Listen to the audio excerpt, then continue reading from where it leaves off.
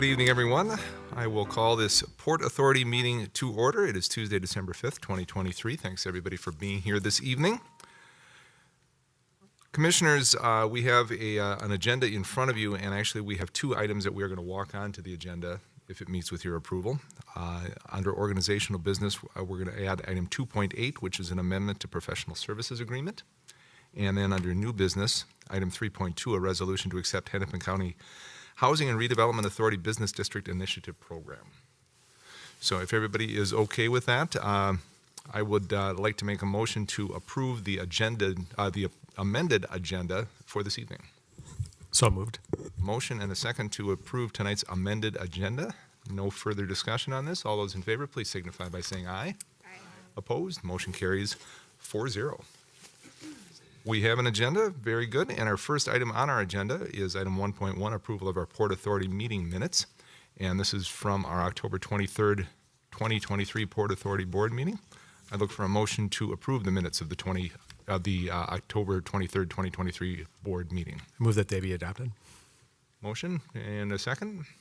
Second. Motion by Commissioner Commissioner Peterson, and a second by Commissioner Carter. Question, yes. I need to abstain since I wasn't at. As I look for the lawyer in the house.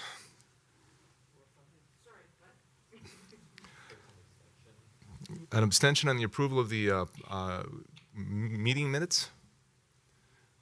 Can we pass it with 3 votes?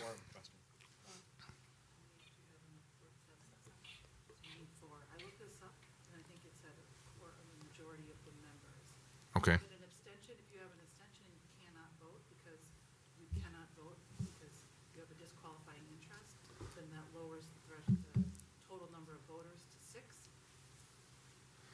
So It was because you were absent, right? Yeah. She was not present at the meeting. Oh, you can technically vote on it if you're not, if you're a submissive person. Even though I wasn't there? Administrative function. Yeah. I was always not voting. Okay. So, if you're comfortable with it, just at this time to be able to move these through. Your next meeting, we have a quorum. That's true too. I mean, What would you prefer? they are just the minutes. Wait or vote? Okay. Now. No? All right. We have a motion and a second to approve the meeting minutes from our 10/23/23 meeting. All those in favor, please signify by saying aye. Aye. Opposed? Motion carries 4-0. Move on to item 2 on our agenda, the organizational business, and we'll jump right in to item 2.1, which is a presentation on Elevate Hennepin. We have with us from Hennepin County, Brandon Bell. Good evening, sir. Welcome. Yes. The microphone is yours. Thank you, Port Authority Commissioners. Sorry, I have a little bit of a hoarse voice. I'm getting over a cold, and I have like an ear infection, so I'm a little off kilter today. So my name is Brandon Bell. I am a senior planning analyst at Hennepin County. Thank you for inviting me to come talk about the collaborative work with cities throughout Hennepin County to support businesses through the Elevate Hennepin initiative. Our cities are our partners and collaborators in connecting Hennepin County businesses to valuable skills, building resources. Elevate Hennepin is Hennepin County's flagship business support program. The initiative arose out of the pandemic under the guidance of the county board. So they selected a group called the BAC, the Business Advisory Council, and that group spoke with a unified voice that businesses needed 3 things. The first was financial support. So we did 5 rounds of grant funding for a total of 6,500 small business grants, and then 2 other critical needs that were launched is Elevate Hennepin, and it's technical assistance and a one place where businesses could go to access resources offered by government agencies. So Elevate Hennepin is a small business resource hub that utilizes resources from the county, state, federal, and cities within the county. So this service is provided by Elevate Hennepin and Elevate Hennepin's partner cities like Bloomington. So I just want to give a high-level overview here of what Elevate Hennepin has to offer, and then we can get into some of the details as we continue through the presentation. One of Elevate Hennepin's largest offerings is the 30-plus business advisors that are under contract. Every resident and business in Hennepin County has 25 hours of free access to each one of those advisors. I'll talk about those services a little bit more later on. Elevate Hennepin also offers classes and peer-to-peer learning cohorts. And in order to guide people efficiently to the resources that we have business navigators. So you can sign up for a simple 15-minute phone consultation where a business navigator can listen to their business needs or wants and help connect them with the appropriate resources that they need. So this chart shows how Elevate Hennepin works in trying to address all the needs of all small business owners within the county, from that emerging entrepreneur who just has an idea to start a business to those second stage businesses that are looking to expand regionally. And if you look at that emerging category, you'll see CEO Start, which you may or may not know. Bloomington is one of the 2 partner cities in that program, and we'll talk a little bit more about that later. So first, I just wanted to talk about our one-on-one consulting. We have 39 professional advisors. These are mission-driven, for-profit or nonprofits. They're community-based, they're culturally specific, and some are multilingual. They're specialized, practical, and professional business advisory services. This is a list of the services our advisors provide.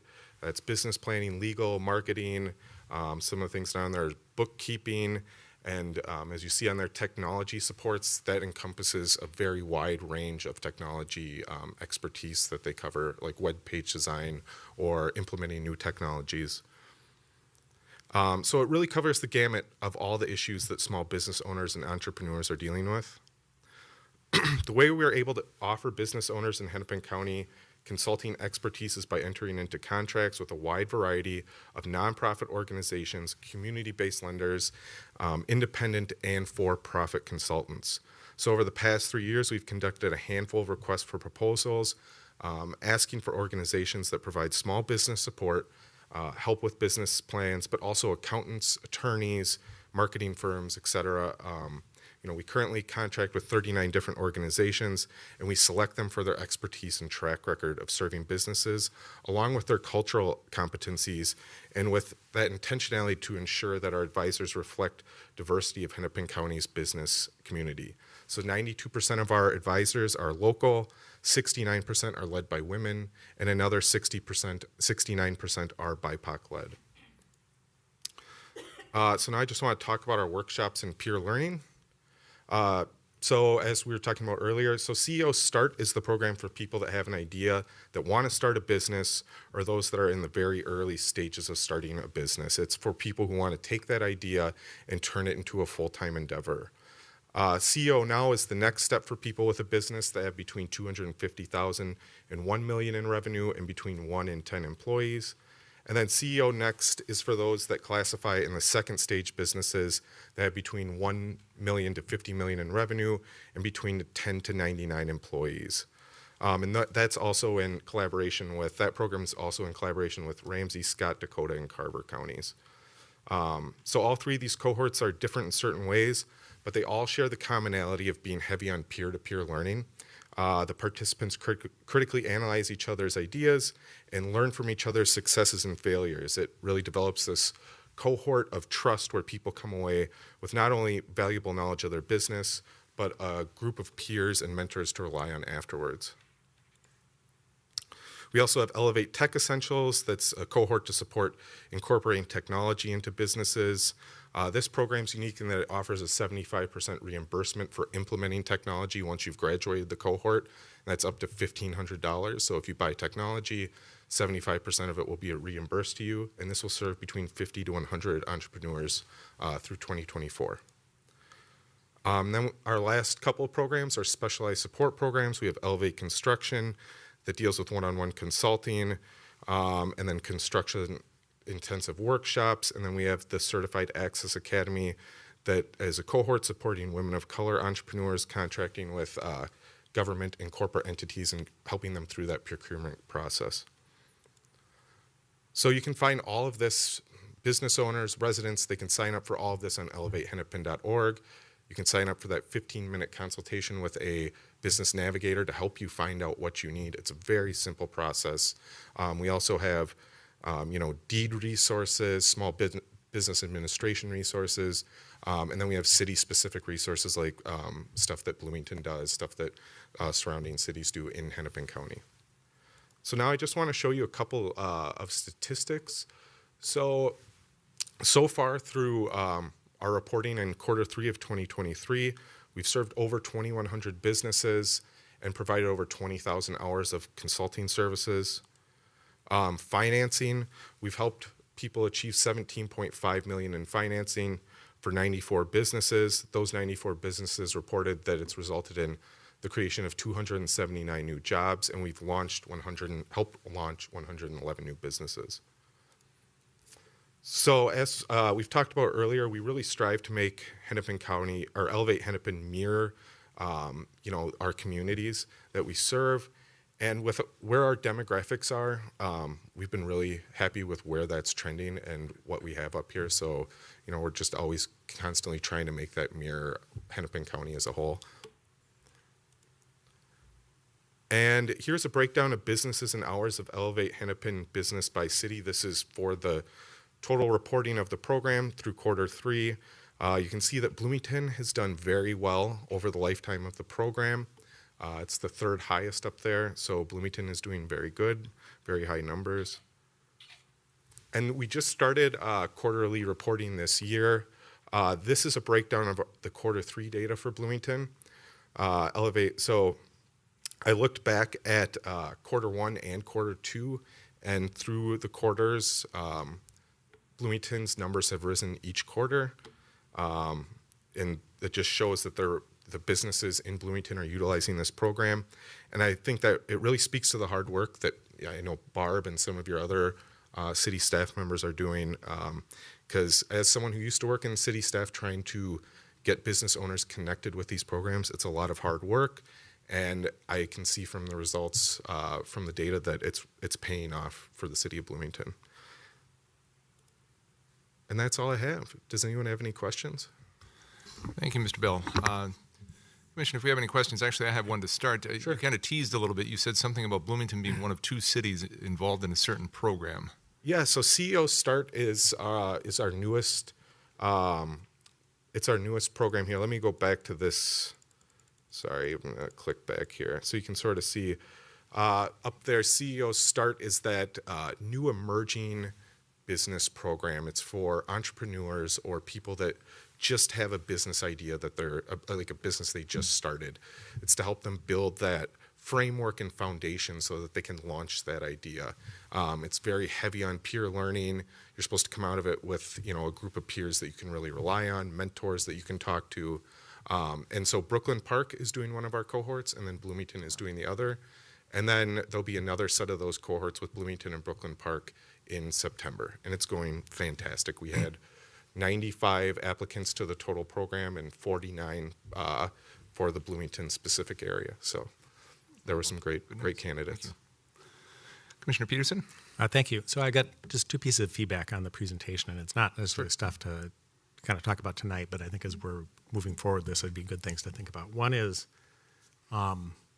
looking at an analysis that kind of starts at people entering the program and kind of what the outcomes are for people. Because when I look at a lot of the measures, the first couple pages of measures were about kind of service delivery as opposed to outcomes. Mm-hmm. And what I'm interested in understanding is how are people kind of going through the process and what are the outcomes in that.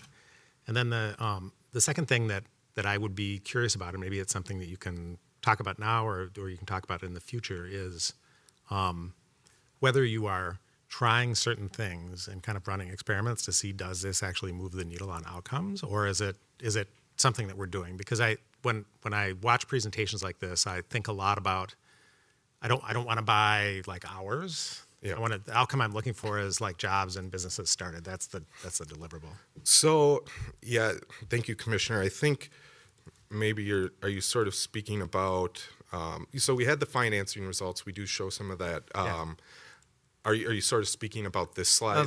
If you go back like 3 or 4 slides from here, there was this one right here, which is like a count of businesses and stuff like that. And so one of the reasons why I asked the previous thing is if you move on to the next slide, you would expect that as you're running something like this, that there's people at various points in the journey here, and so you might not see outcomes here. But if as we go along, for example, like the number of jobs is not, let's say it doesn't meet our goal, we need to set some goal for that. I think we have to have a realistic look at that and say, is the amount of money we're spending in this having the outcome that we want? And so I want to make sure that we have the data in place, and that you're also thinking of this as that you're going to try some things and some things aren't going to work. Yep. And that the goal is, I do this a lot at work where we're just grinding away on something, trying different things, and 2/3 of the things don't work, 1/3 of them work kind of, and maybe 10% are like home runs. Yep. So we're working at it that way as opposed to like your deliverables hours.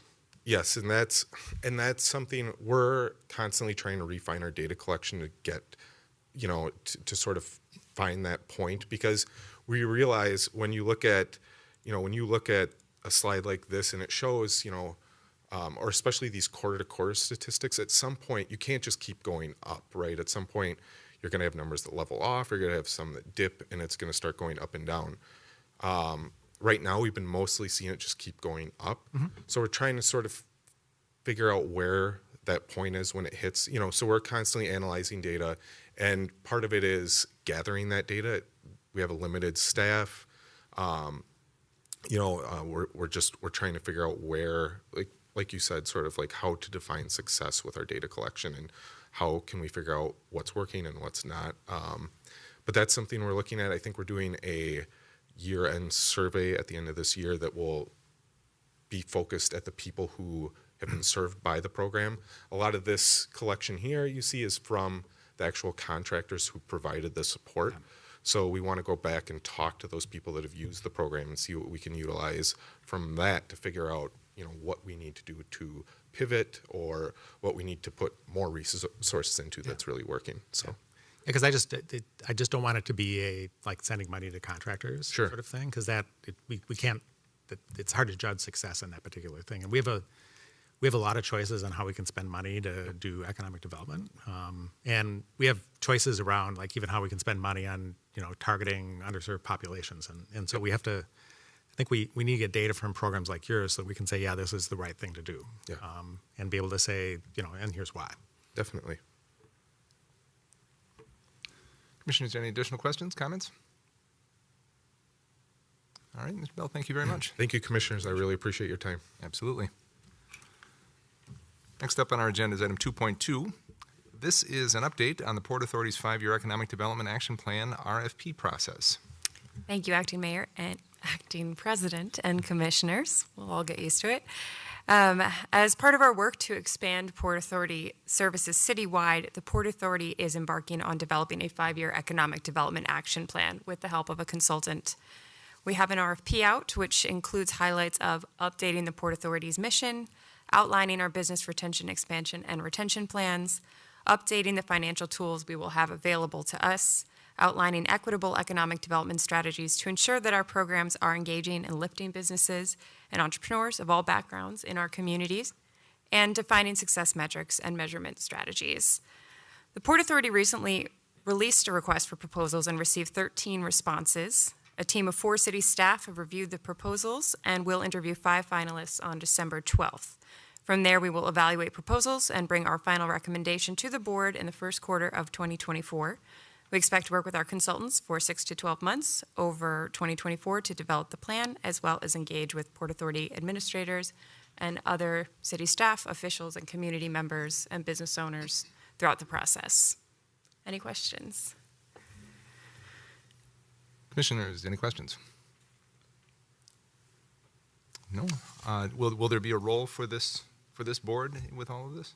There will be. We do expect to have our consultants engage with you through this process to get your feedback. All right. Very good. All right, we'll move on to item 2.3, which is ROI of our equitable economic development.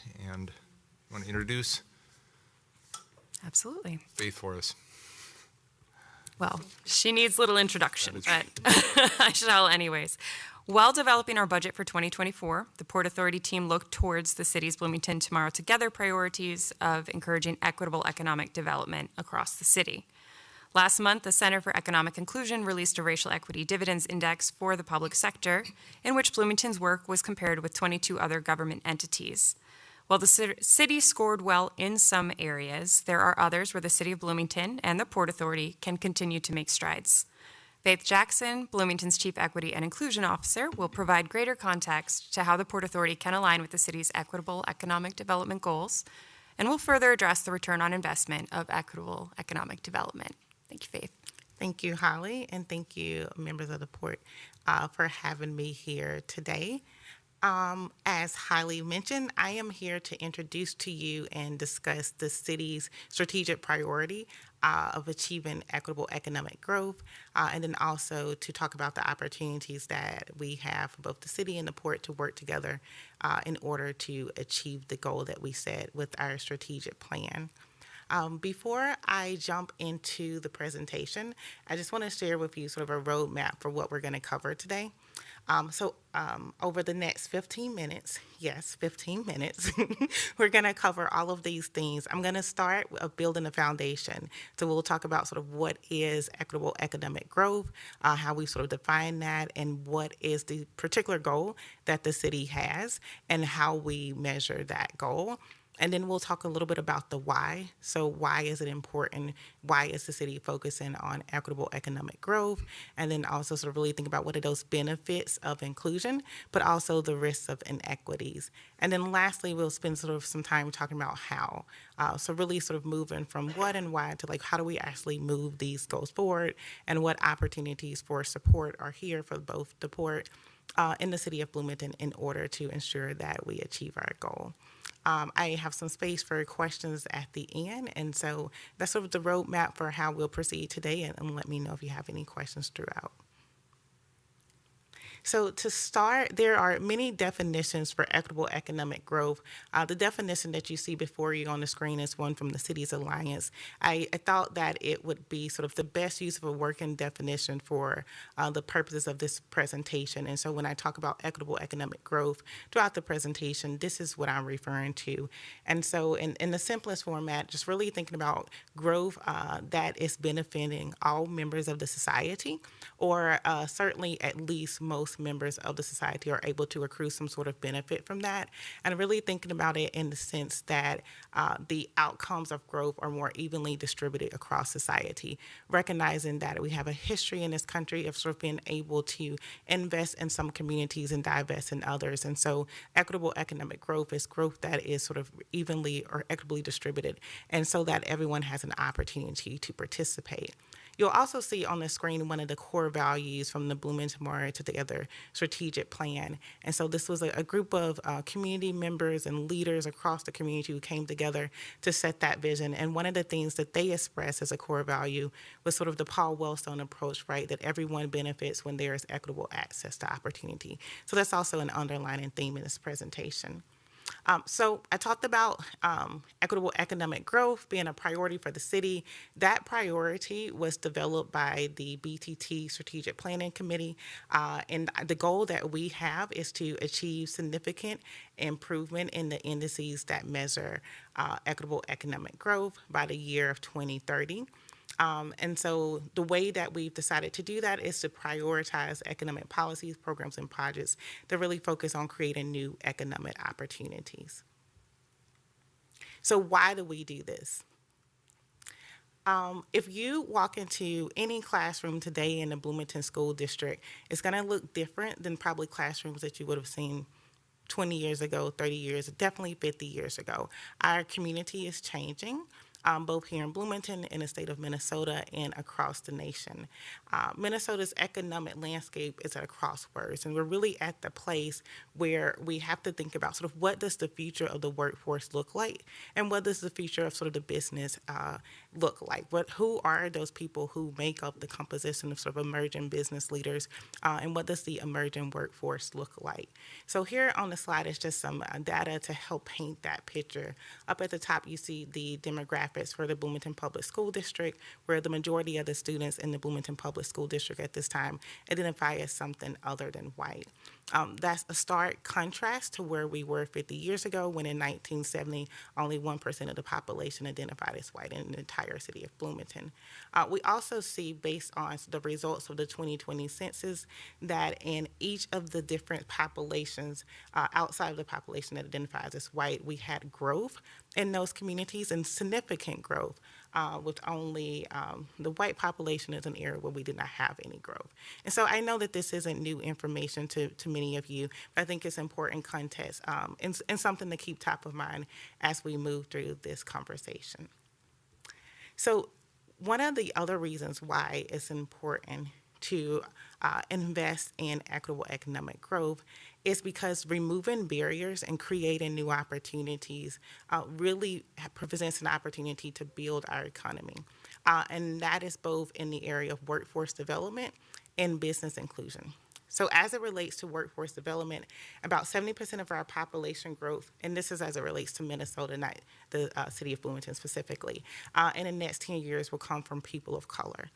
And so that means that our workforce is going to be a majority of people of color. And so it's really important that we are ensuring that people of color in our community have sort of a livable wage and that they have jobs so that we're able to have a thriving economy. One other thing that's important piece of information that I thought that I would highlight too here is that there is a higher percentage of foreign-born population in that working age group, sort of 18 to 64, than there is in the Native population. And so I think there's sort of another thing to acknowledge here too, that when we talk about BIPOC communities, also think about sort of what is the role of immigrant and refugees in our emerging workforce. As it relates to business inclusion, Minnesota's entrepreneurs of color are really growing, and they're outpacing, actually, in terms of growth and development, white businesses in the state of Minnesota. But they're also outpacing sort of similar peer businesses across the nation.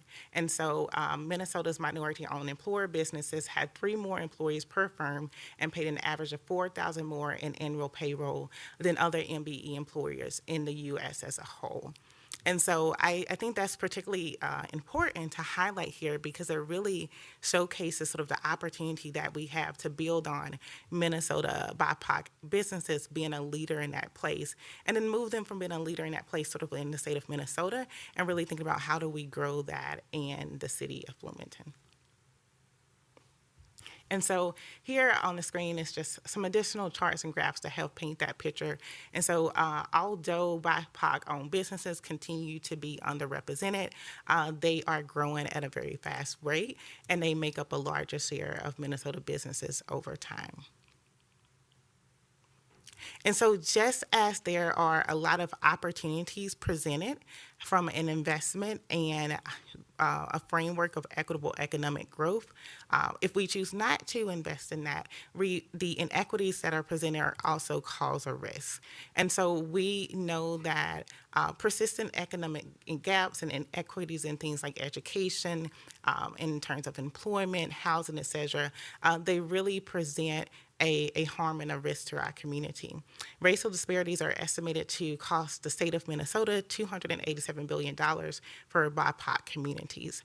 And so this is sort of calculated based on the amount of money that's lost at every sort of point in this continuum. So thinking about loss in wages, the loss in income, the loss in terms of housing, and also the loss in business inclusion. And so over the course of, I would say, especially the last 10 years, 15 years, and there has been sort of an increased focus on inclusion as a strength for the state of Minnesota. And you probably all read the reports from the Minnesota Chamber that talk about sort of inclusion is not sort of the not only a moral imperative, but it's an economic imperative. And so there's all this data that really sort of allows us to understand sort of both the opportunities and the risks. The other thing that I will share is related to policies, practices, and procedures. And so we know that when people aren't able to reach their full potential, that these gaps cause problems from different communities. And I think it's important as we go and start this journey of being able to achieve our goal to be mindful of that. And so when economic development is done really well, it can create a lot of opportunity and prosperity. And when it's not, it can be damaging. And not just for that period of time, but for many centuries beyond that as well. And so I think that's an important thing to keep in front of us, particularly as decision makers, to really acknowledge the impact of the work that we're doing here today, that is really going to extend beyond this moment in time. So now that we're at 10 minutes in the presentation, we'll talk about how. So before we go into specifics about how, I just want to offer up that I think the expansion of the Port Authority really creates new opportunities. The graphic that you see on the screen is sort of the criteria that the CDC uses to determine which communities or sort of which sort of geographical places and communities are more vulnerable than others. And so using that criteria that you see before you, this is a map of the most vulnerable communities in the city of Bloomington. And so I think there's an opportunity as we expand the work of the Port Authority to really think about how can we help the most amount of people in the city of Bloomington, and how can we really sort to expand the work that we're doing and more equitably distribute that work. There's also some comments here from the BTT strategic plan, and this information relates to sort of the commercial and industrial growth been historically and heavily centralized in Bloomington. And so the work of the BTT plan and sort of the strategies that we are engaging in order to achieve sort of equitable economic growth really relate to sort of being intentional about how do we distribute those opportunities across the breadth and depth of our community. So the drivers of equitable economic growth. There are many, but I highlighted a key things here for us to focus on. One is equitable economic development, so really thinking about what are those opportunities that we're bringing into the community. Land use and design is another important part of that, which may not necessarily fall squarely within the scope of the port, but also something that is important. Inclusive workforce development. I highlight that because I was really excited about the presentation about Elevate Hennepin and also all the work that is happening as it relates to business retention, particularly for BIPOC businesses. But I think it's important that we do not forget about workforce development as well. And so, yes, it's great that in Minnesota, BIPOC businesses are being open at an increasingly higher rate, and we're literally doing that work. But what about everyone who's not starting a business? We want to make sure that everyday people also have livable wages and they have jobs and they're able to really engage in that workforce. Equitable access to housing is another key important part of having a strong, equitable economic community, and then also digital equity. As we take a look at sort of where are those emerging trends and sort of what does the work of the future look like, a lot of that is really centered in technology. And so I think it's important as we have this conversation about equitable economic growth to really think about how are we going to invest in technology and how are we really going to address inequities as it relates to access to technology and access to internet access, so that those particularly young people of today are able to acquire the skills that will allow them to participate in the workforce of tomorrow. Lastly, as we wrap up here, Holly mentioned that recently the Center for Economic Inclusion did an assessment of the city's work, and under the pillar of community development, they provided some recommendations, where they asked some questions and provided recommendations around things that we can do in order to really drive towards equitable economic growth. Of the 4 questions asked, there was one area where we already had some promising work, but there's still a lot of opportunity to do more. So next steps and support. One of the things that's really exciting is Holly talked about the RFP. There's an opportunity for us to really bring in external expertise to help answer those questions that I heard before, sort of the questions about sort of what happens after the business leader leaves that incubator. Are they able to successfully sort of create a program? Are they hiring employees? So really dive into the data and help us understand what's happening in our community. Other things like the REIT work that's happening in the Community Development Department, that's an opportunity for the port and the city to collaborate on those different programs, including the SAC referral program and the Façade improvement and the business retention program. Additionally, there's opportunities to gauge and work that's happening across the region. And I want to place a quick pin there because earlier today, Mayor Bussin, when we were in a meeting, you said something that really caught my attention. And it was about sort of being selfless for Bloomington. And as I was thinking about all the work that we're doing in this area, I started to think about what are we doing to make sure that when we're partnering with our Hennepin County, or we're partnering and we're participating in these regional collaborations to help increase business inclusion and workforce development, that those people are landing in the city of Bloomington. And so I think there's a unique opportunity for us to not only participate in these sort of regional collaborations, but really being intentional about how do we make sure that the work that we are providing to regional efforts sort of makes its way back to being able to have that return on investment in our community. And so there's a lot of resources out there to support us in this work.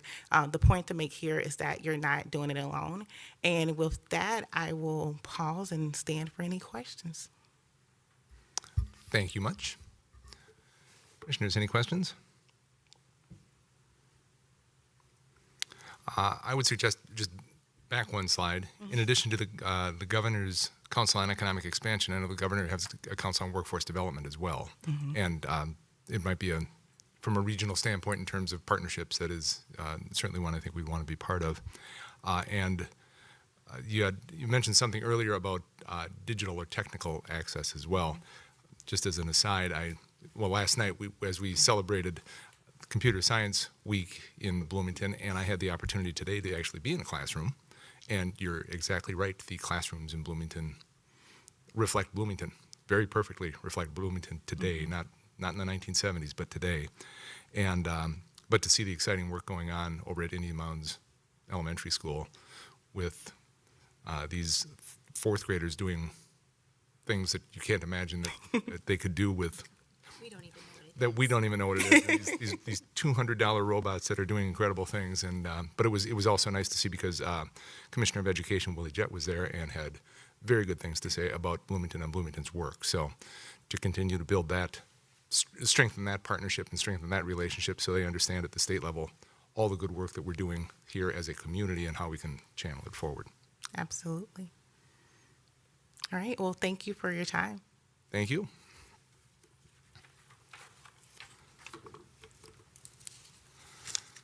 Continuing down our agenda is item 2.4, our business assistance programs, specifically information on our business continuum, our site and facade improvement program, and our business retention program. I know the City Council got a nice presentation on this last week, I believe, or the week before, I can't recall exactly. But looking forward to being able to update the Port Authority on this as well.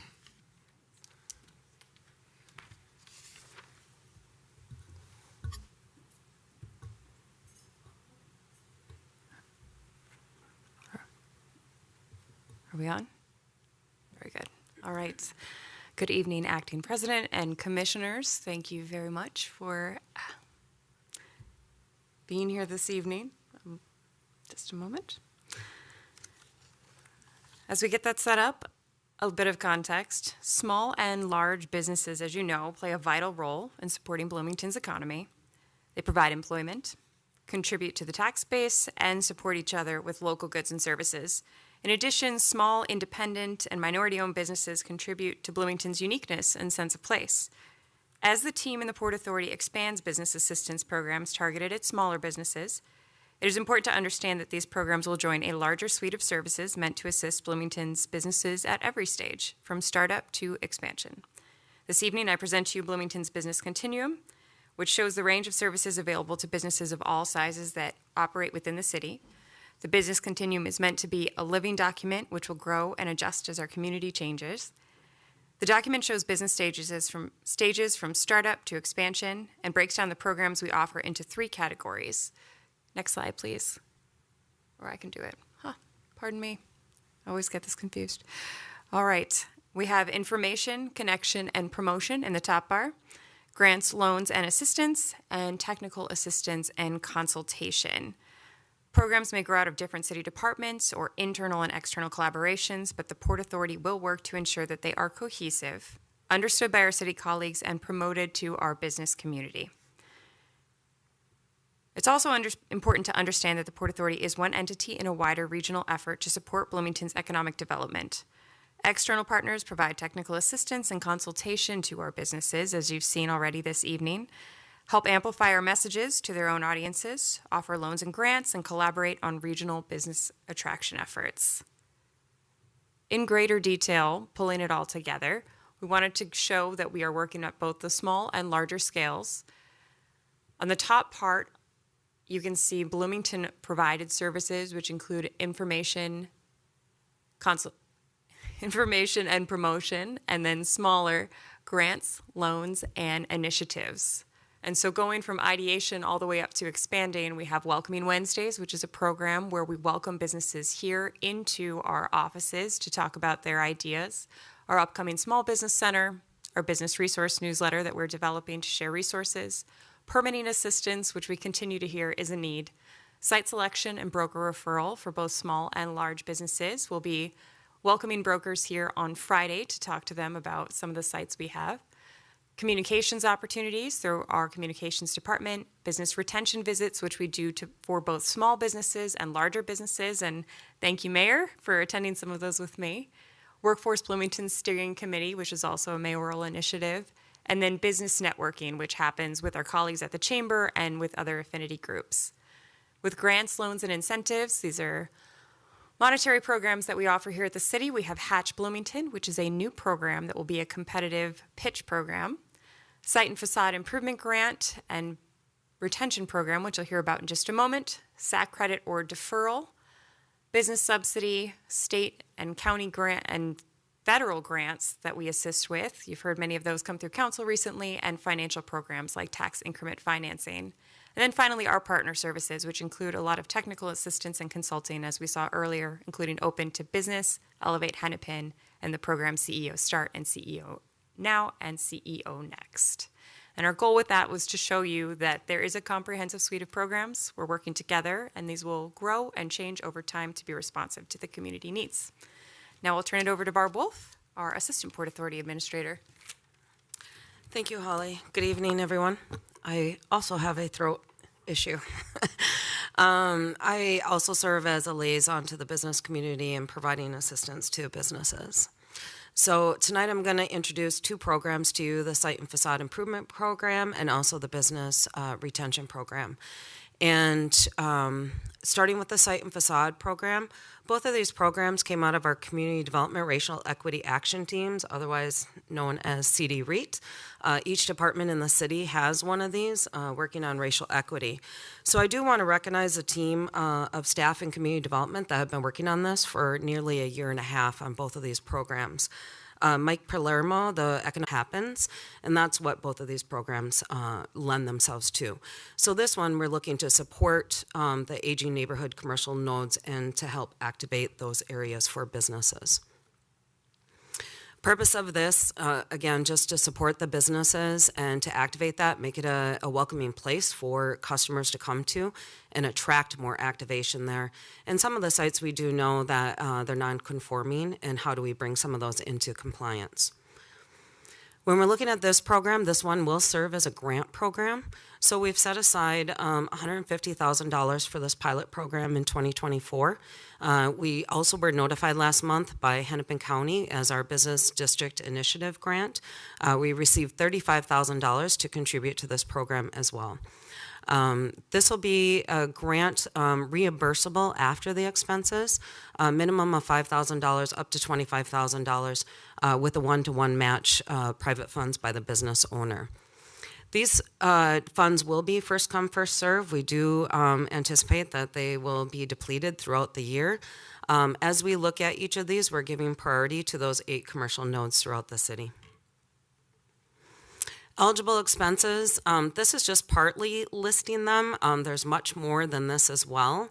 I do want to highlight here murals, which were newly permitted in 2023. So working with creative placemaking in our own division here as well. Some of the projects you'll see, we only allow up to 25% for the project. We don't want to pay entirely for those when somebody needs to upgrade those on their site. Some of the ineligible expenses, those are just your basic routine maintenance on the buildings themselves. We did a number of engagements, so the staff that I mentioned earlier, and we are also joined by Kenny Niemeyer, also our housing development specialist, newly in our Port Authority. And we went out to the 8 priority commercial nodes and visited each business. And we talked to business owners about this program and got a lot of excitement, also a QR code for the survey. Everybody was very excited to have free money, if you will, to help contribute to these improvements to their businesses. I'm already working with some businesses to go out and see on their site what they want to do and if that's eligible to do. Through this process, we'll work through planning and zoning and building inspections on these for final approval before reimbursement. Okay, moving to the business retention program. Excuse me. Again, this came out of the CD REIT team, the same folks that I mentioned earlier. When we're looking at this and we have private development that occurs at the priority commercial nodes, we know that businesses may get displaced due to this. They might get outpriced for having their business there. So when we're looking at that, what this is doing is allowing a business to move somewhere else within our city and having those funds up front to help with that move cost. The staff didn't do any community engagement in regards to this one just because of policy implications. It has a negative connotation to it of displacement, and there's a scare factor there. This would just be if private redevelopment occurs. We know that this program may not be used for a number of years, but when it does need to be in place, when redevelopment occurs, we would like to have this fund in place for this. And the purpose of this is just basically those businesses that get displaced due to private redevelopment. Program requirements on this one, where the first one was a grant, this one is a forgivable loan after a year. So the business would get a minimum of $5,000 up to a maximum of $15,000 to contribute to their expenses to move to a new location within Bloomington. So we would give them those funds up front, and as long as they operated in their new location for a minimum of 1 year, the loan would be forgiven. Here's a number of eligible expenses. Basically, it's the moving expenses and also what they would need to do in the new location for their business. And ineligible expenses are mostly like those that are used to run a business. On both of these programs, staff looked at the racial equity impact assessment as part of our work, so looking at people, places, and processes. And as we looked at this, where both of these programs did not exist before, and making them available citywide, and making priority in our neighborhood commercial nodes. Because of the zoning there and the location of these businesses, we know that these are smaller businesses, typically lower rent, and so we do know that there's a lot more women-owned and minority-owned businesses in this area. So staff doesn't see any negative impacts with the racial equity. This is aligned with city plans and priorities that we currently have, of course, the BTT and our equitable economic growth, which you just heard some feedback from Faith Jackson on. Our plan for communications that was adopted earlier this year, public relations, communications, and marketing strategy. We're really trying to build our community identity with this work that we're doing in the Port Authority and supporting our businesses. That outreach, building those relationships and that trust. And soon, again, update on the 5-year development plan. We're going to have a portion of this as we work through with the consultant, focusing on business development, retention, and expansion. And so with that, for the 3 items that we just presented, stand for any questions. Thank you. Commissioners, any questions? A quiet group tonight. Commissioner Peterson. Getting my promotion again. You are, I'm sorry. Or maybe it's a demotion. One of the things I was thinking back to the map in Faith's presentation that talked about the kind of racial impact, and you know, if you're a Bloomington resident and you're looking to start a business, you know, the kind of set of locations that you can go and choose to start your business is pretty big compared to where you live, and that, if I remember right, that map is a kind of residency-based map that shows the kind of impacts, the racial equity impacts in different parts of the city. And so I thought I heard you say that you kind of consider that as part of these particular programs. Mm-hmm. And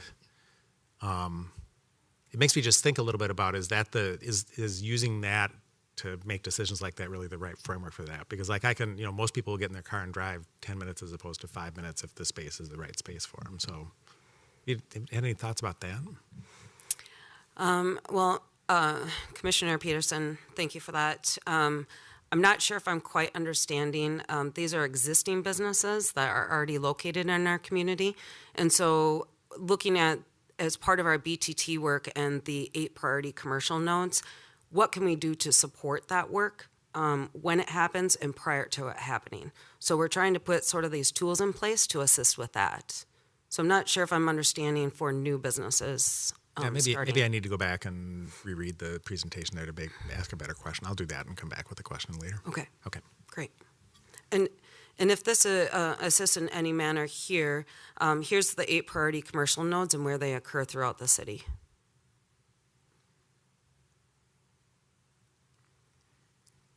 And I appreciate this slide because it brings to mind the question I think that Councilmember Nelson brought up during the city council meeting. We've been talking about these commercial nodes for a long while. Mm-hmm. And he brought up the practical question. I think it's worth answering just so the Port Authority can hear it as well. Is the facade improvement program, is it basically going counter to our goals of getting redevelopment at these areas? Are we putting a Band-Aid on something when it would be best to use a bulldozer? Thank you, Acting President and Commission members. When I look at that, and we know that the redevelopment of these priority commercial nodes could take a long time. I mean, this is a long-range planning. Just like we have with the Lindale Avenue retrofit, we know what we want to do along Lindale Avenue. We also have Central Lindale on here as well. It's going to take a number of years because we can't initiate that. We're working with private developers to help carry out the plan that we want. It might not always, match up exactly, so we need to work through that. So until those things happen, how can we support the business community to improve what their businesses look like so that they can continue to attract customers to them? So I think, it's not a lot of money for these programs, but it's investing in our business community and improving what the commercial area looks like, and it's putting that reinvestment right back into our community. Agreed, and appreciate and agree with the rationale behind it, because it is a longer term. This is a longer term vision that who knows how we're defining longer term, to be honest. So I do agree. But I thought, as I said, I thought it was a good point brought up by Councilmember Nelson from just an investment standpoint if we're going counter to our ultimate goals. Thank you. Commissioners, any additional questions? If not, exciting stuff. Thank you much. Looking forward to an update as you get into this a bit more. Thank you for your time. Commissioners, those were informational items. Now we're headed into some action items, actually. Item 2.5 is an amendment to our bylaws to change the regular meeting. I see Holly heading down. We can probably do this one without the slides if we'd like to carry on. Acting President, Commissioners, the Port Authority is recommending a change from meeting on the first Tuesday of the month to the third Tuesday of the month to avoid known scheduling conflicts. This requires an amendment to the bylaws. And you have the motion in your packet, perhaps. Otherwise, it's going up on the screen. Commissioner. President. Mr. Acting President, there we go. Commissioner Peterson.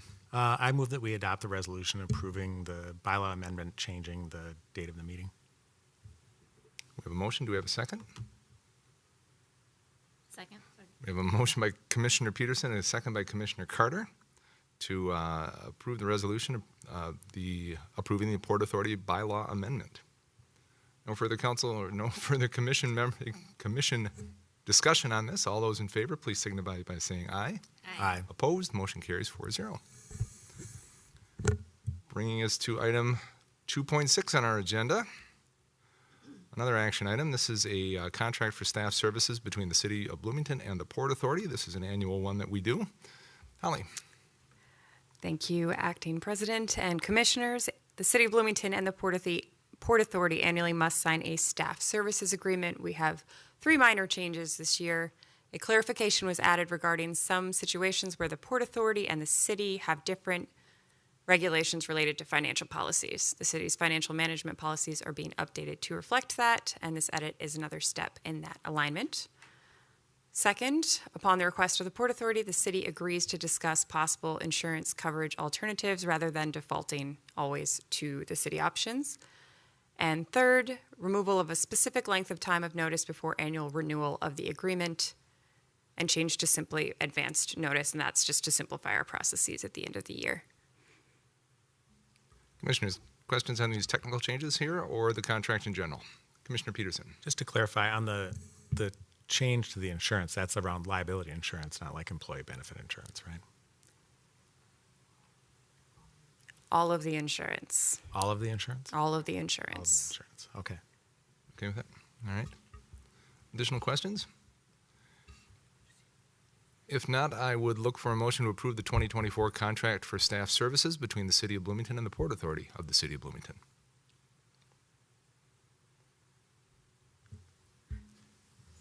So moved.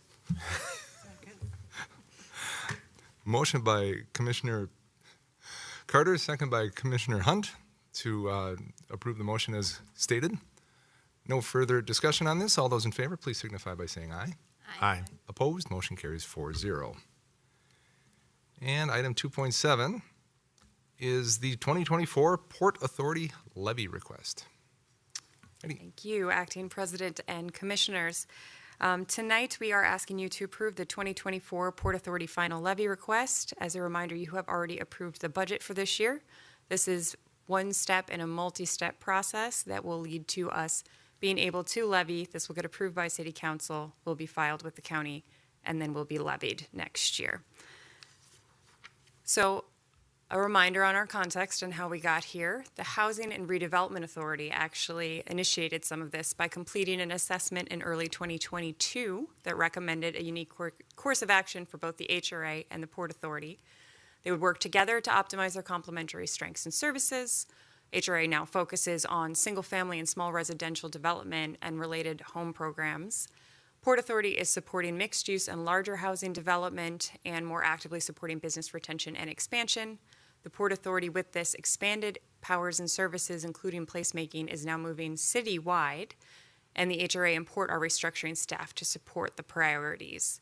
And with that, the Port Authority decided to turn on the levy to support that expanded service and geography.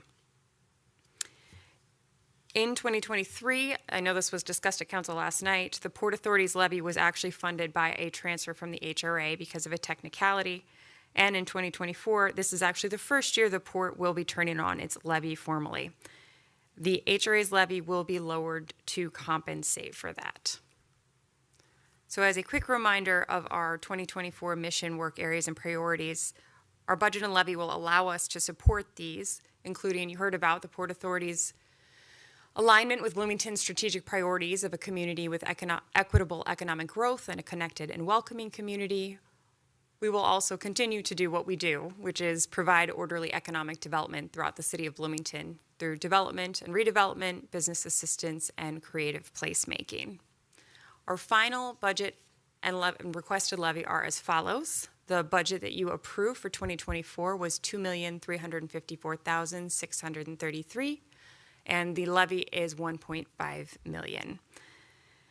Per Hennepin County, the Port Authority's taxing authority, the Port Authority may levy 0.01813% or up to $3,102,049 in 2024. The Port Authority will not seek the full levy in 2024. The Port Authority is seeking a $1.5 million levy, which is commensurate with the planned expanded services in 2024. This will result in a levy of $2.30 per month to the owner of a median value home.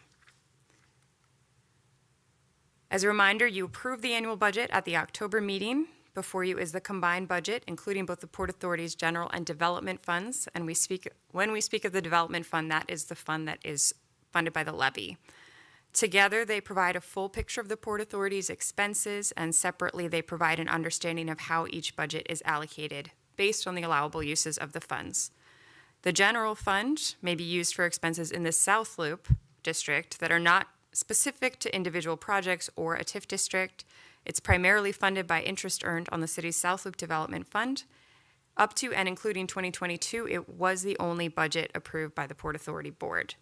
Now we have the Development Fund, which is to be funded by the Port Authority levy. It may be used for broader economic development purposes across the entire city of Bloomington. In 2023 and 2024, its focus has been on supporting smaller businesses in Bloomington with new or expanded programs. Staff time is allocated based on estimates of time dedicated to certain projects or work areas and represented in these budgets accordingly. Separated out, you can see the general fund budget request, which you have already approved for this year, and the development fund request, which is based on the levy for this year. Just as a quick recap, you've seen this before, but with this new development fund in 2024, we are able to offer development and operational funding for the Small Business Center, allocate development grant funding to assist development projects citywide, offer our Façade improvement grant program to assist businesses in updating their exteriors. These are all new programs for 2024. And then we will continue and expand these programs that we started here in 2023, including completing a 5-year economic development action plan, expanding commercial and mixed-use development and redevelopment support, including TIF applications and grant assistance, and now doing that citywide rather than just in the South Loop, facilitating the administration of Bloomington's Opportunity Housing Ordinance, offering business assistance services to small businesses and early-stage entrepreneurs, and offering creative placemaking citywide, and completing a citywide creative placemaking process. To quickly recap the action steps you have taken, in August, you approved a preliminary budget and levy. It was the same amount that we are asking for today for the levy. September 18th, City Council approved those as well. September 29th, we submitted that to Hennepin County. October 23rd, you approved the final budget. December 5th, today, we are asking for your final levy approval. December 18th, we will bring our final budget and levy to City Council, and then we will file the entire thing with Hennepin County to follow. So our suggested motion is to approve the resolution approving the final levy for year 2024 pursuant to Minnesota statutes, section 469.053, subdivision 4, by the Port Authority of the City of Bloomington. I will take any questions. Thank you, Holly. Commissioners, questions, comments? Commissioner Peterson. I think this is all kind of aligned with what we've been talking about from the kind of the transition of the levy and so on. And so I'll move that we adopt the resolution as stated in this slide. Second. Motion by Commissioner Peterson, second by Commissioner Carter, to approve the final levy for the year 2024 pursuant to Minnesota statutes as listed by the Port Authority of the City of Bloomington. Just any further discussion, I will say, just from a discussion standpoint, so we've been saying for a while now, and we said it certainly as we worked with our city budget and levy, that we're committed that we're going to use resources in ways that reflect the values and the priorities of the city and of this entire community, and we're going to have top-notch city services. Those are the things we're going to do, and I think this reflects this as well. I mean, this is what we've heard from folks, that to emphasize more on small businesses, to make this more business-friendly in Bloomington, to redevelop citywide and not just in the South Loop, and to provide those services as our business owners have come to expect. And so I think that we have an opportunity to do those things here, and I'm excited to see where this goes. I'm excited to see the work of the Port Authority throughout the city of Bloomington in the next few years and see where it leads us. So we have a motion and a second. Any further discussion? Hearing none, all those in favor, please signify by saying aye. Aye. Opposed, motion carries 4-0. Next up is the item that we walked on. It's item 2.8. That's an amendment to professional services agreement. That's not in the online packet, I do not believe. It's the first handout that you receive on the top. This is, as it says on the top, a resolution approving amendment to professional services agreement. Correct. Holly? Yes. The Port Authority holds an existing professional services agreement with Ehlers and Associates up to a not-to-exceed amount of $100,000. The contract began on July 21st, 2022, and continues on a month-to-month basis. The contract was to provide assistance to the Port Authority during staffing transition periods. Ehlers and Associates, Inc. is seeking an increase in the hourly rate charged on this contract. Some background information on the requested changed rate is as follows. The 2022 contract was offered at a discounted rate of $185 per hour for interim staff services in July of 2022. The discounted rate was offered to ease the burden of an employee leaving an organization. and is not intended to be a long-term billing rate. Eller's 2024 standard fees for municipal advisors range from $275 to $300 per hour. The rate offered for this revised contract represents a discount to $230 per hour, the halfway point between the lowest standard rate of $275 and the interim staffing rate of $185. The type of work that we are looking for from this person is highly specialized and requires unique skills and knowledge, and so we do want to continue this contract. Part of why we find ourselves in this situation is we had reduced the number of hours significantly following Expo. We were not really using this contract at all, but have found with recent staff transitions that we need to utilize it again. Specifically, we need some historical knowledge, background, and assistance, and specialized knowledge, as I mentioned before, during this staff transition. And so with the renewed conversation about those services, Ellers requested the adjustment in rate. We do think it's fair based on the information that they gave us and rates that we are seeing. The Port Authority and Ellers currently have approximately $32,000 unspent on the existing contract. And we are asking that the Port Authority Commission consider the amendment to allow for the rate change for the remainder of the contract. Commissioners, questions? You had to bring up Expo, didn't you? Jeez. Sorry. It's still the sore spot. Acting President, I apologize. Council, Commissioners, any questions here on this? If not, I would look for a motion to approve the resolution approving the amendment to the professional services agreement. Mr. President, I move that we adopt the resolution approving the amendment. Second. Motion by Commissioner Peterson, second by Commissioner Hunt to adopt the resolution as stated. No further discussion on this. All those in favor, please signify by saying aye. Aye. Opposed, motion carries 4-0. Thank you, Commissioners. Moving on to item 3 on our agenda, new business. And item 3.1 is the SIC Phase 2 parking ramp design update.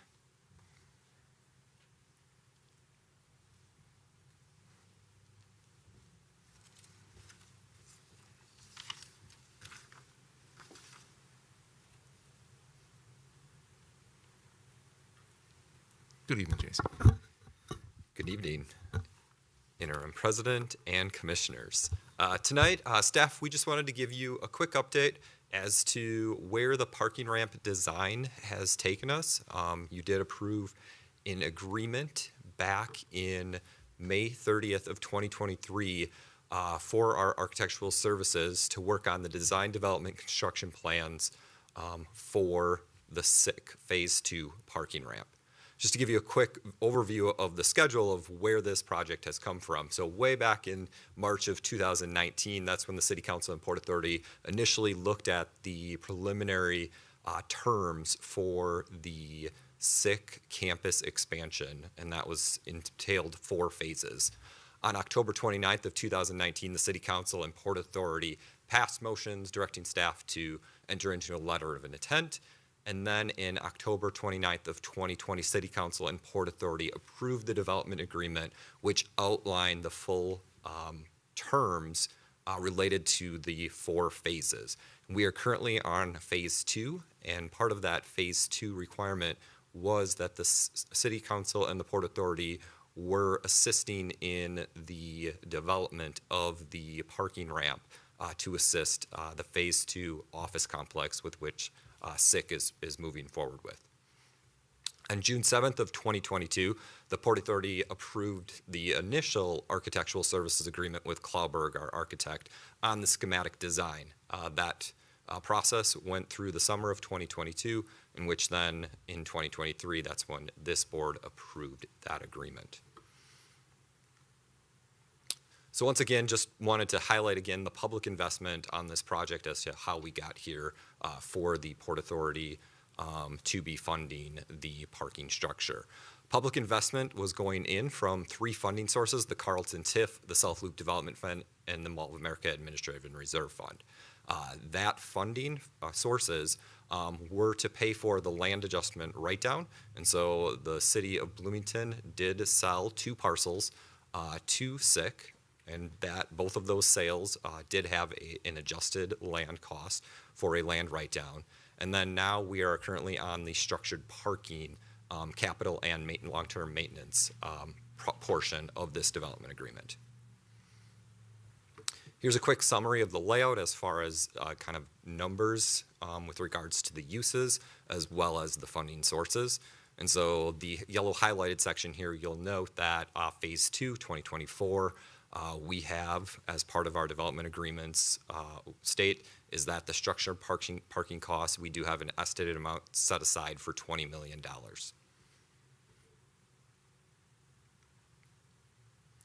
And so just another context for everyone that may be watching as well as commissioners. This map here, site plan, is kind of showing kind of the layout. The green buildings identified here are the Phase 2 project. The Phase 1 blue building is the current manufacturing facility that opened up last year. Phase 2, SIC is proposing to break ground on their office complex in the spring of 2024, with which at that same time the parking ramp would get under construction as well. Here's just a quick site plan of that parking structure. It is not fronting Lindau Lane. That was a design element that this commission and the city council had looked at previously with the previous administrator and economic development analyst that was working on this project, and that was to accommodate any future development. So if at any time, if SIC does not move forward with their additional phases as laid out in the development agreement, the Port Authority is able to sell that front pad for either a potential infill development that could go there and then front Lindau Lane, or if SIC does move forward with their additional phases, they could then expand, or the Port Authority and the city could look at expanding the parking ramp to accommodate that additional development. And so this is kind of setting us up in two phases, or two options. Either if SIC does expand per our agreement, we can accommodate the parking, or if something happens, their plans change, we can then look to accommodate a future infill development on this front parcel.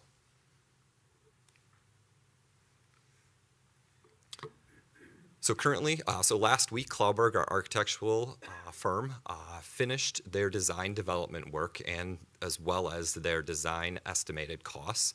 The estimated costs right now are coming in at approximately $18 to $18.5 million for a 547 stall parking ramp. This building would be 70 feet tall with about 6 floors. In addition, it is a cast-in-place design, and it is also looking at putting in metal screenings, as you can see in the design here, to help architecturally enhance the parking structure.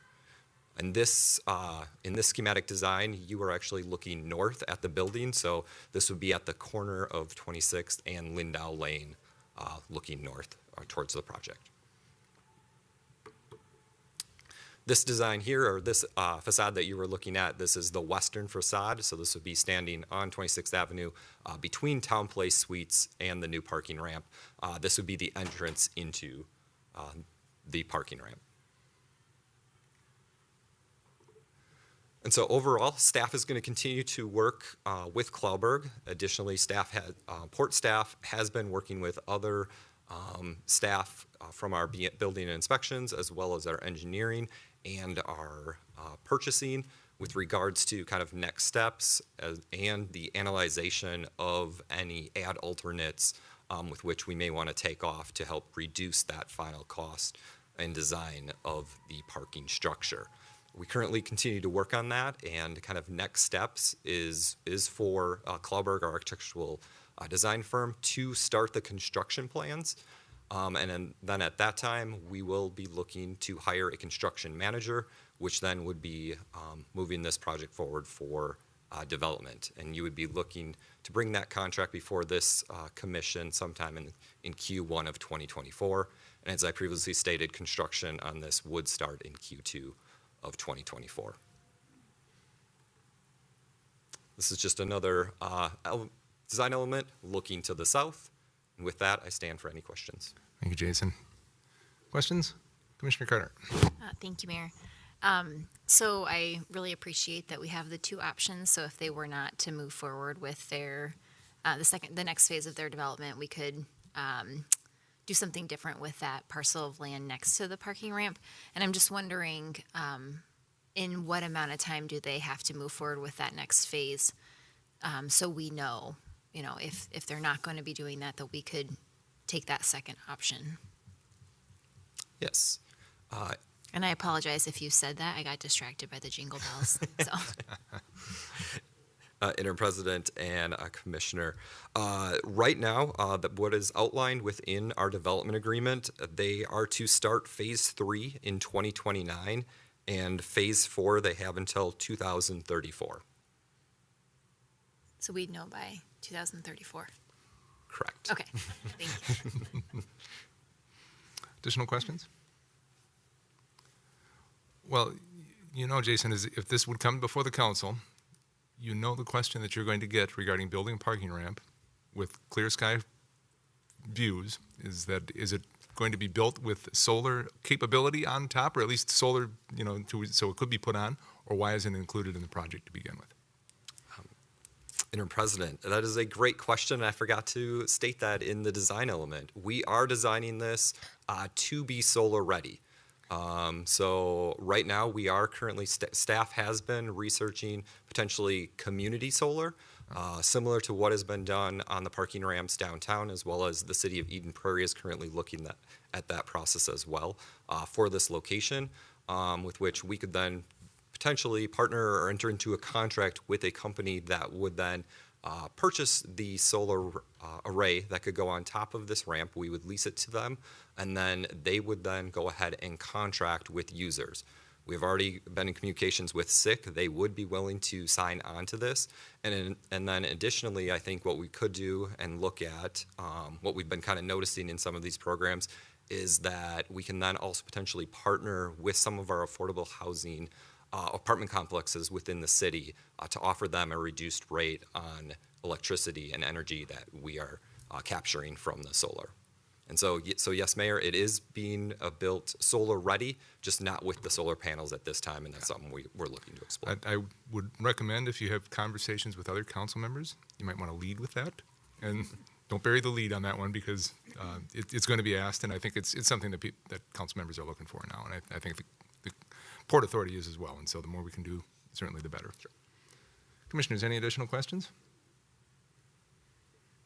All right, well, this is an information-only piece. Thank you so very much. And members, our final item tonight was the second walk-on that we had. This was item 3.2. This was a resolution to accept Hennepin County Housing and Redevelopment Authority Business District Initiative Program, and that was the second handout that we had. Barb is back to lead us through this. Yes, good evening. Good evening, Commissioners. We don't have an item for this, Marit, thank you. So this one is a walk-in item.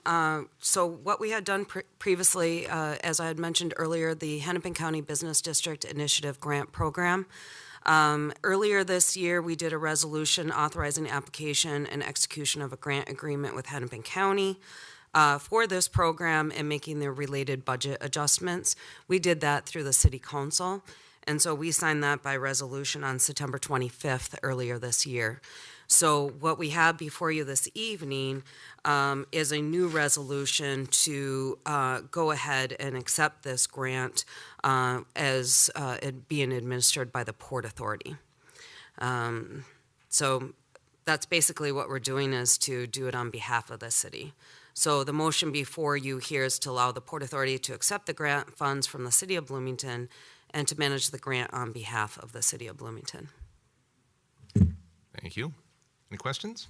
I move that we adopt the resolution putting that in place. Second.